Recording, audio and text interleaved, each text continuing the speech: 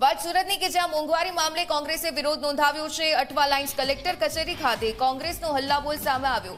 Posters અને બેનરો સાથે વિરોધ કરવામાં આવ્યો। પેટ્રોલ ડીઝલના ભાવમાં ઘટાડો કરવા માટે કોંગ્રેસની માંગ છે। મોંઘવારીને સરકાર કાબુ નહીં કરે તો ઉગ્ર આંદોલન કરવાની પણ ચીમકી ઉચ્ચારવામાં આવી રહી છે।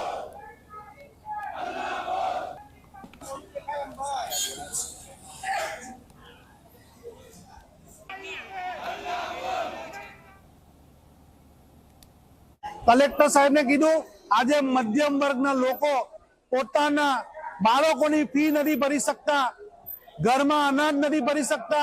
ये मोंघवारी वधे छे पण एनी पगार नहीं वधतो, एनी आवक नहीं वधती। तेओ आर्थिक रीते पायमाल थई रह्या छे अने आत्महत्या करी रह्या छे। साहेब, त्यारे अमे तो आ भाईनुं राजीनामું मांग्યું છે કે જે ભાષાની મેરા શાસન है, આનાથી દેશ નહીં ચાલે। તમારે ગરીબ અને મધ્યમ વર્ગની વચ્ચે આવવું પડશે અને લોકોને સહાય કરનાર નેતાની જરૂર છે, તમારી અમને જરૂર નથી। એ બાબત સર અમે માંગણી કરી છે કે તમે તાત્કાલિક રાજીનામું આપી દો।